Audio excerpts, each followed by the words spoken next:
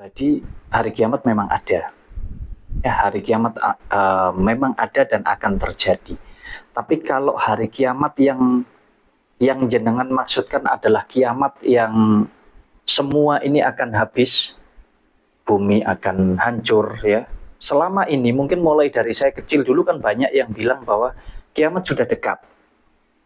Ya kan? Tapi ditunggu-tunggu sampai kapan juga tidak akan pernah kita tahu.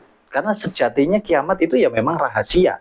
Makanya kalau itu saya implementasikan di dalam kehidupan saya pribadi, kematian saya pun juga rahasia. Jadi kiamat saya juga rahasia. Yang terjadi setelah hari kiamat, di mana di situ semuanya dikumpulkan, ya, di mana di situ ada apa ya istilahnya peradilan ya, untuk menentukan apakah kita bisa masuk surga atau kita bisa masuk neraka, kan begitu. Roh itu tidak ada wujud, tidak ada bentuk dan tidak ada rasa. Yang punya rasa adalah unsur manusiawi. Makanya kalau kita membayangkan sesuai dengan perasaan kita sebagai manusia, nanti di sana kita bisa makan buah apapun yang kita butuhkan, tersedia makanan yang luar biasa enak, hidup yang mewah, tidak ketemu. Karena rasa itu yang punya hanya manusia. Sedangkan roh daripada Gusti Allah itu tidak ada rasa. Roh itu bersifat netral. Kalau kita bicara tentang air, air itu nggak berwarna, air itu jernih, air itu bersih, dan air itu tidak berasa sama sekali. Nah, demikian pula dengan roh yang ada di dalam kehidupan kita sama. Makanya kalau kita masuk surga, kita membayangkan kita akan hidup mewah di sana, tidak ketemu. Kalau itu membayangkannya secara rasa manusia kita. Cara tentang masuk neraka, kita disiksa. Kita disiksa dengan api yang luar biasa panas. Kita dibunuh dan kita dihidupkan lagi. Kemudian kita disiksa lagi dan kita dibunuh lagi. Lah kalau kita merasakannya dengan rasa manusia, ketemu nggak kira-kira? Padahal raga kita sudah tidak ada. Di saat pikiran saya senang, hati saya senang, bahkan apapun yang saya butuhkan tersedia, atau terpenuhi, atau tercukupkan, disitulah saya masuk surga secara duniawi. Ya. Tapi ketika saya merasa saya susah, saya sedang sakit pikiran saya sedang sakit hati saya, mau itu dibuat oleh seseorang ataupun itu dibuat oleh saya sendiri, ketika saya merasakan kesengsaraan atau kesusahan, mau makan mungkin susah ya, mau ingin punya sesuatu tapi saya ndak mampu, saya terjebak di dalam kesusahan itu, ya itulah saya masuk neraka secara duniawi.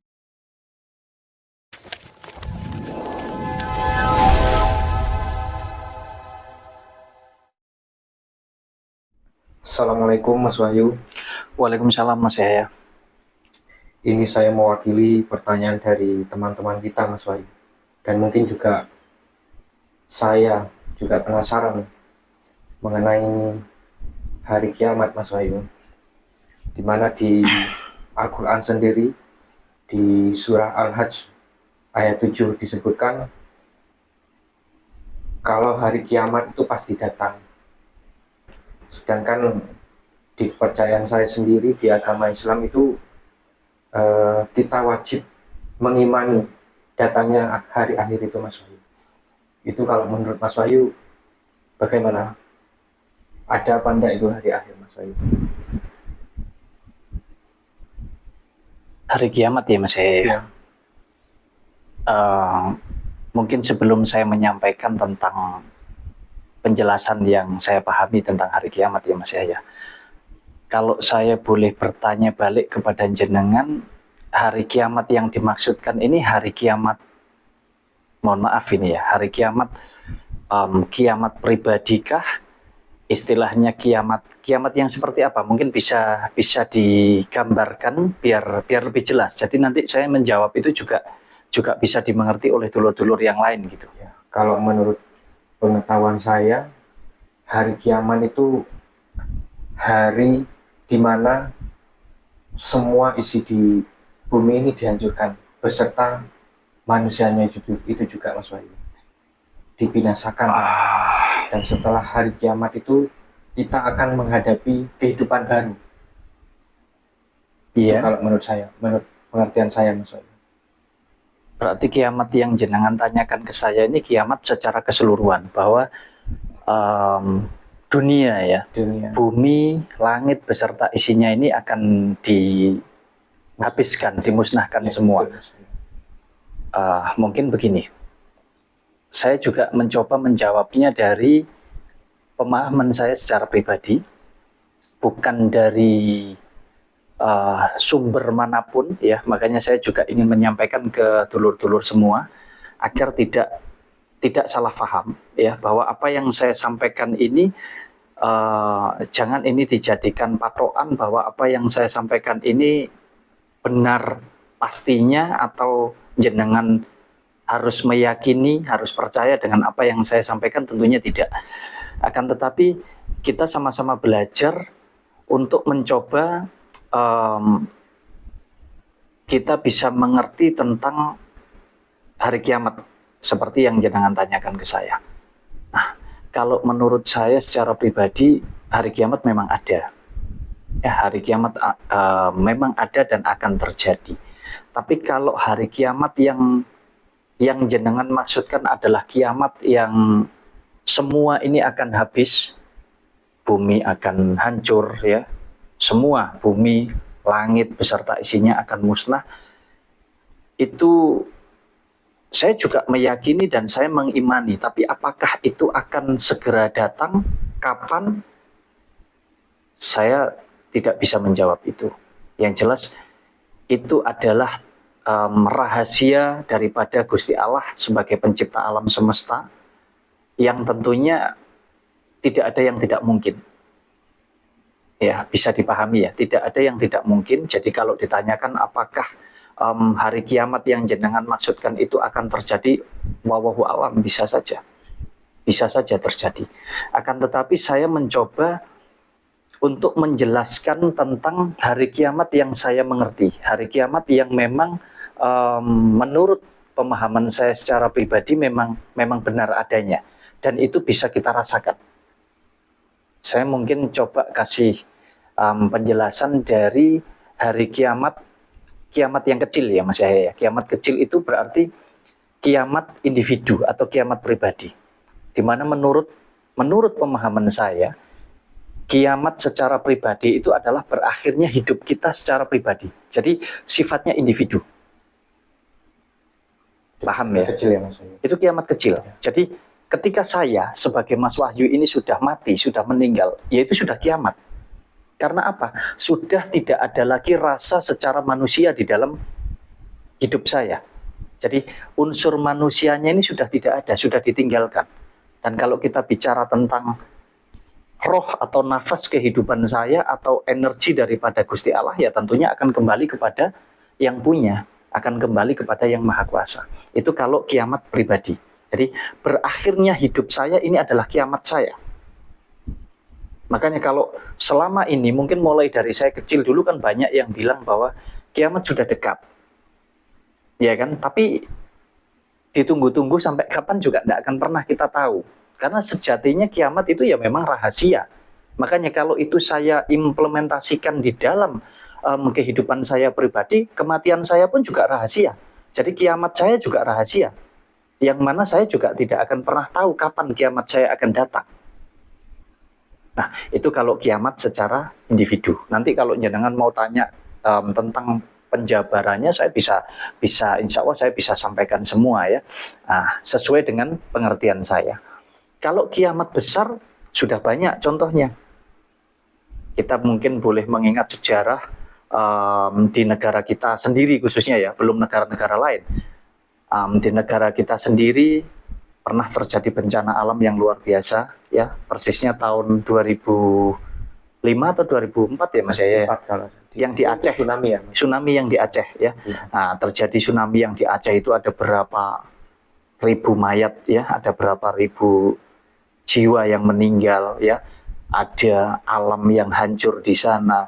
Itu juga bagian daripada kiamat besar, kiamat massal, di mana ada banyak sekali istilahnya kehidupan, baik alam semesta ya, mulai dari hewan, tumbuhan ya, sampai manusia yang meninggal, nggak hanya 1-2 orang. Jadi itu juga bisa dikatakan bahwa itu kiamat. Karena kalau kita mau bicara tentang kiamat ini Mas ya, ini akan menjadi perdebatan kusir juga secara yang jelas secara agama ya, sesuai dengan keyakinan masing-masing. Makanya saya tidak mau masuk ke ranah agama ya, tapi saya masuk ke dalam pengertian atau pemahaman saya secara pribadi. Makanya kalau jenengan tanya kiamat, ya kiamat memang ada. Benar adanya, tapi menurut saya ya kiamat secara pribadi di dalam kehidupan saya. Kalau saya sudah meninggal berarti sudah kiamat, hidup saya sudah tidak ada lagi. Gitu Mas ya. Oke. Berarti kalau kiamat kecil, kematian kita sendiri, kiamat besar itu bencana alam ya Mas Wahyu? Iya, termasuk bencana alam, termasuk peperangan seperti sekarang yang terjadi di Palestina, itu juga kiamat Mas ya, sama ya. Sama. Kalau kiamat individunya ya pribadi kita ini tadi. Terus ini Mas Wahyu, yang jadi penasaran saya itu, yang bikin saya penasaran itu, katanya kiamat itu ada fenomena di mana matahari itu keluar dari barat. Yang seharusnya dari timur Mas Wahyu. Iya. Matahari keluar dari barat. Itu kalau menurut pemahaman Mas Wahyu gimana? Boleh dijelaskan ke saya ini sumbernya dari mana? Mungkin dari agama atau dari... Itu dari Rasulullah sendiri Mas Wahyu, ya, yang bersabda kalau tanda kiamat itu matahari yang terbit dari barat gitu. Ya makanya begini. Tadi saya sampaikan di awal bahwa kiamat apa ini yang dimaksudkan? Kiamat besar. Kalau kiamat besar yang dimaksudkan adalah hancurnya semua bumi, langit beserta isinya, tentunya kita sama-sama tidak bisa menjabarkan itu Mas Yahya. Saya sendiri tidak bisa, karena apa? Saya mencoba mempelajari segala sesuatu itu atas dasar kehidupan saya secara pribadi. Yang bisa saya apa ya istilahnya, saya gunakan otak saya ya, atau akal budi saya, atau alat berpikir saya dengan menggunakan rasa dan hati saya, di mana saya itu berkeyakinan begini. Ketika semua masih bereproduksi ya. Jadi bumi, langit beserta isinya ini kan unsur kehidupan. Jadi ketika tumbuhan itu masih tumbuh ya, pepohonan itu masih tumbuh, rumput itu masih tumbuh, ikan masih beranak pinak, berkembang biak, hewan-hewan termasuk manusia juga masih bereproduksi, saya rasa kehidupan akan terus terjadi. Makanya kalau jenengan tanya tentang kiamat, sesuai dengan pemahaman saya dan pengertian saya ya, kalau kiamat besarnya saya tidak bisa menjelaskan. Kiamat besar dalam arti hancur lebur, tidak ada satupun kehidupan. Tapi kalau kiamat yang dimaksudkan adalah kiamat yang masih ada kehidupan ini ya kiamat pribadi ini tadi, kiamat individu. Nah kalau kiamat masalnya atau kiamat besarnya ya di mana seperti ada bencana, ada peperangan, ini juga termasuk kiamat. Mungkin itu Mas yang bisa saya jelaskan. Oke, selanjutnya setelah hari kiamat nih Mas Wahyu, kita itu kan ada di alam barzah. Kan kita mati setelah hari kiamat itu Mas Wahyu. Iya.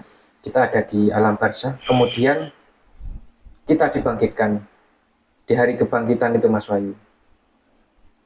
Setelah hari kebangkitan, kita dikumpulkan di suatu tempat yang disebut padang mahsyar. Kemudian dilakukan perhitungan Mas Wahyu. Perhitungan semua amal kebaikan dan keburukan kita. Kemudian dilakukan penimbangan Mas Wahyu antara amal baik dan amal buruk ini Mas Wahyu. Kemudian setelah itu melewati jembatan, dan setelah itu kita akan sampai di hari pembalasan, di mana kita akan masuk surga dan masuk neraka Mas Wahyu. Ya. Itu bagaimana Mas Wahyu? Ya ini menarik ya Mas ya, menarik sekali karena memang kita sebagai orang awam tentunya kita bertanya-tanya dan kita bahkan mencari kebenaran daripada tentang kehidupan kita setelah kiamat terjadi ya. Makanya tadi saya sampaikan bahwa kiamat menurut Mas Wahyu, kiamat kecil adalah kiamat individu, kiamat pribadi, di mana ya berakhirnya hidup saya ini adalah kiamat. Kiamat buat saya, ya. Berakhirnya hidupnya Mas Yahya adalah kiamat buat Mas Yahya. Nah, kalau bicara kiamat besar, ya kiamat terjadi secara massal. Kalau jenengan tanya ke saya tentang bagaimana dengan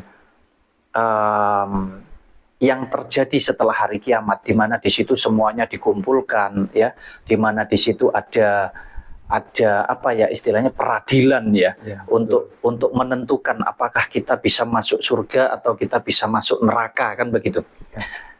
Saya mencoba untuk begini menjelaskan yang secara sederhana saja, yang mudah dimengerti ya. Kalau diterima monggo, itu masing-masing.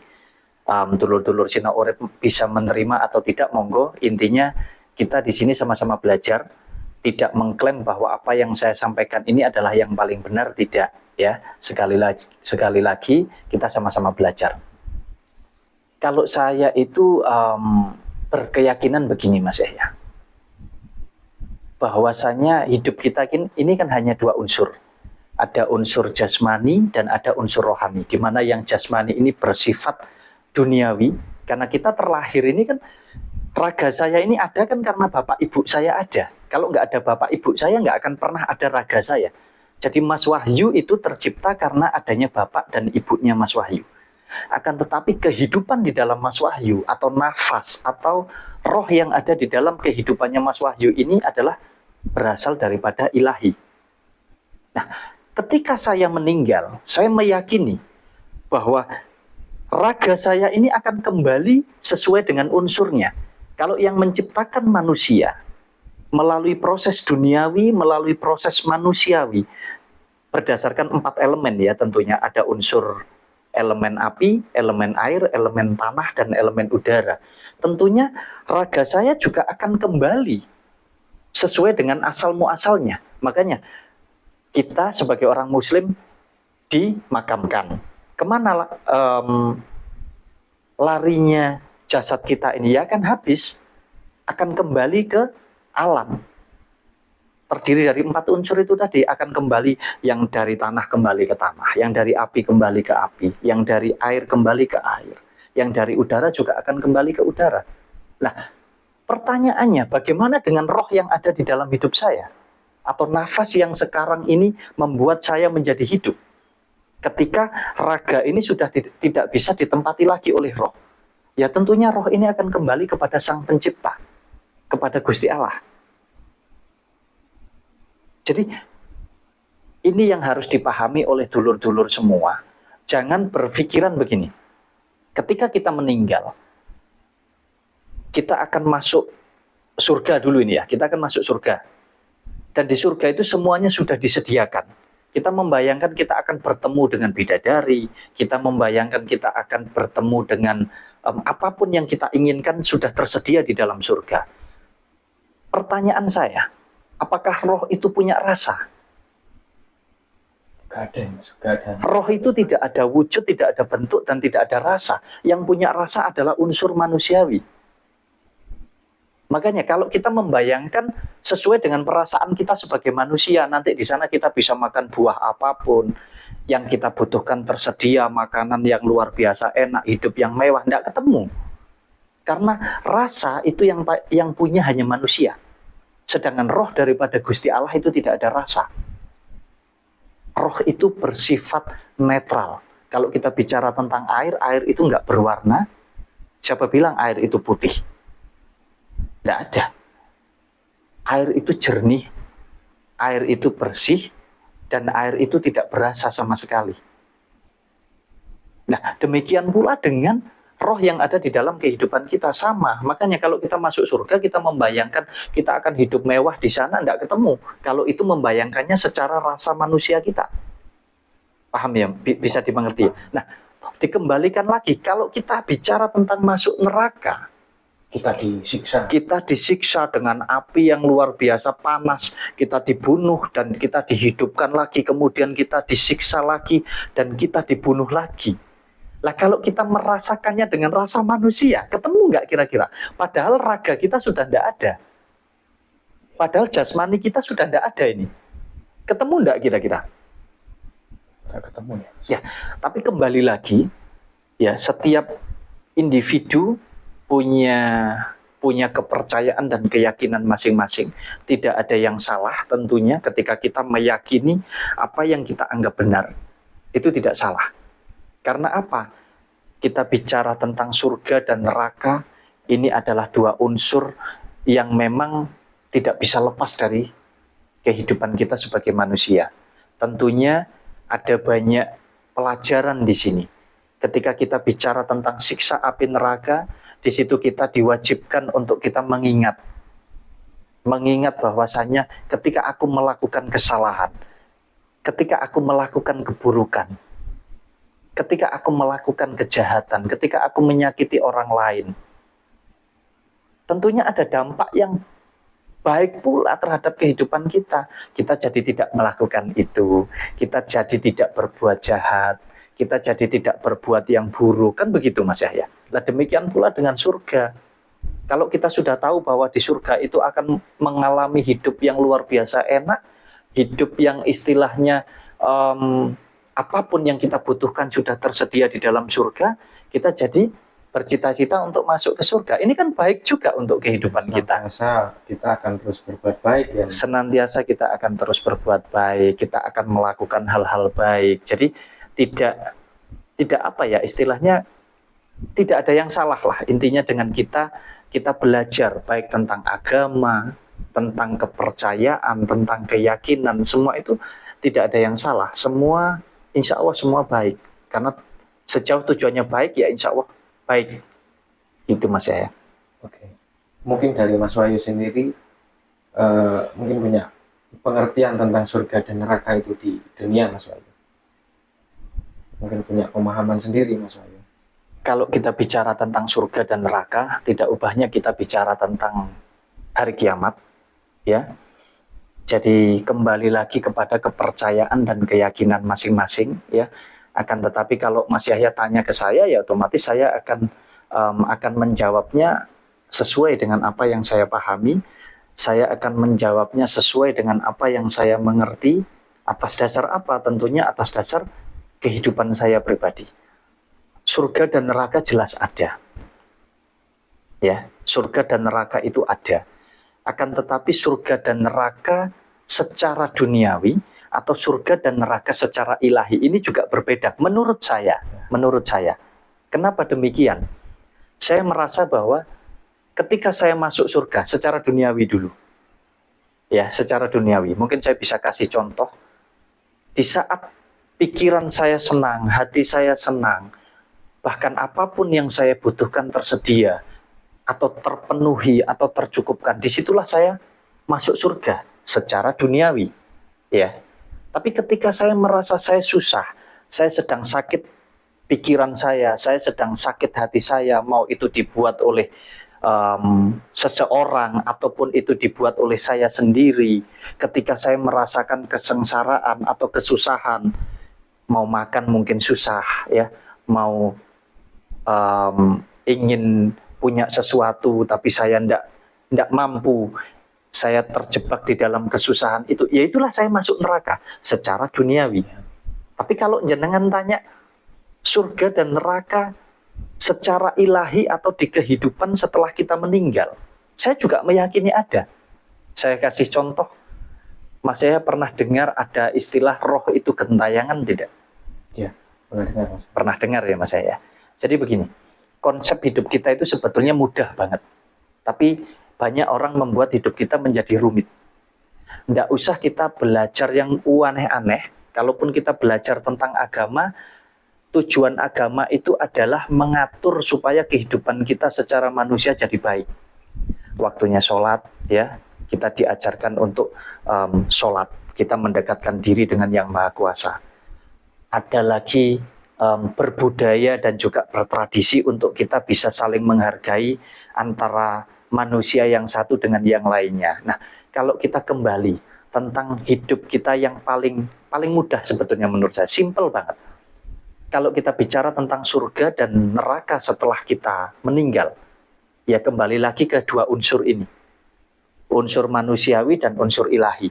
Lah kalau sudah meninggal, ya, rogone iki wis gak kanggo, mau dibakar, mau dibuang ke laut, mau dimakamkan. Ini hanya bentuk bagian daripada tradisi dan budaya untuk kita menghargai atau menghormati orang yang pernah hidup. Seperti saya ini kalau meninggal karena saya punya keluarga, karena ada tetangga, ya, karena semasa hidup saya juga berperilaku baik, tentunya saya akan dimakamkan dengan baik. Kan demikian.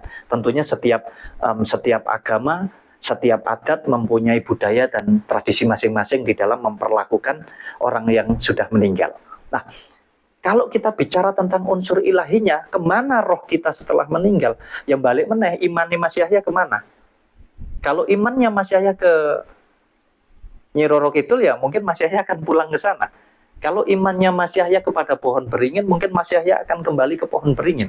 Tidak kembali kepada yang punya. Tidak kembali kepada Gusti Allah. Simple banget kan. Jadi surga dan neraka adalah ketika roh kita ini mampu kembali kepada yang punya. Disitulah kita sudah masuk surga. Tapi kalau roh kita ini nyangsang, seperti Mas Yahya pernah dengar ada roh gentayangan. Kenapa bisa sampai gentayangan? Mungkin nanti secara detail akan saya coba kupas di video berikutnya. Jangan di sini ya Mas Yahya. Nanti saya kupas sendiri tentang kenapa roh bisa gentayangan. Tapi yang jelas karena ada keimanan yang salah. Kalau kita sebagai manusia harusnya beriman kan kepada Gusti Allah. Tapi kalau kita beriman kepada yang lain, ya kita tidak akan bisa kembali kepada Gusti Allah. Dan di situ butuh proses untuk menyempurnakan roh kita supaya kita bisa kembali kepada Gusti Allah. Nanti saya kupas di video selanjutnya ya Mas Yahya. Oke. Pertanyaan terakhir, mungkin bukan pertanyaan lagi ya Mas Wahyu, karena sudah jelas sih. Surga atau neraka yang saya jelaskan di awal itu menurut Mas Wahyu gak ada ya Mas, yang seperti kita disiksa itu gak ada ya? Kita disiksa Ya. Sebetulnya yang disiksa itu begini, mungkin saya kasih penjelasan sedikit ya Mas Yahya ya. Kalau itu dikejar, itu akan menjadi perdebatan kusir. Betul sekali. Ya. Karena siapa yang bisa membuktikan? Karena belum ada orang meninggal kembali pulang dan mengatakan bahwasanya dia disiksa di neraka. Atau belum ada orang yang meninggal kembali pulang dan mengatakan betapa enaknya di surga. Kalau sudah ada yang bercerita ke saya sendiri, saya akan percaya. Tapi kalau tidak, lebih baik saya belajar kepada pribadi saya daripada saya harus percaya sama orang yang nggak bisa dipercaya, kan begitu.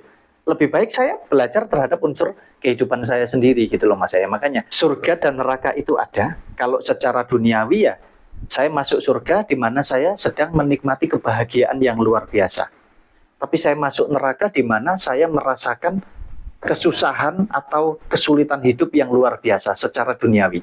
Tapi kalau surga dan neraka secara ilahi setelah saya meninggal, tinggal roh saya kembali ke Gusti Allah, berarti udah masuk surga. Lah kalau roh saya nyangsang di barongan, gentayangan di mana-mana, ya berarti saya tidak masuk surga, berarti saya masuk neraka. Disitulah siksanya. Makanya nanti akan saya kupas di video selanjutnya Mas ya. Jangan dibongkar semua di sini.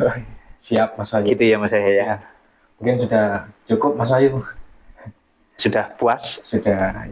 Ya mungkin saya boleh menyampaikan permohonan maaf kepada dulur-dulur Sinau Urip dimanapun berada. Kalau apa yang saya sampaikan mungkin bersinggungan atau tidak sesuai dengan apa yang jenengan yakini, mohon jangan menjadikan ini permusuhan atau menjadikan ini kita saling menghujat, saling membenci satu dengan yang lain. Karena di dalam mempelajari kehidupan pribadi itu yang tahu hanya kita sendiri ya. Jadi apa yang saya sampaikan ini hanya bagian daripada kita sama-sama belajar saja. Jadi apa nilai yang baik dari apa yang saya sampaikan ya monggo diambil. Kalau nggak ada nilainya buruk semua, nggak usah diambil. Gitu ya Mas Yahya. Jadi mohon dulur-dulur Sinau Urip bisa mencerna dengan baik agar bisa mendapatkan manfaatnya juga dengan baik untuk jenengan semuanya. Mungkin itu Mas Yahya dari saya. Oke, terima kasih Mas Wahyu atas penjelasannya. Semoga bermanfaat untuk dulur-dulur semua. Saya akhiri ya Mas Ayu. Iya Mas ya, monggo. Assalamualaikum warahmatullahi wabarakatuh. Waalaikumsalam warahmatullahi wabarakatuh.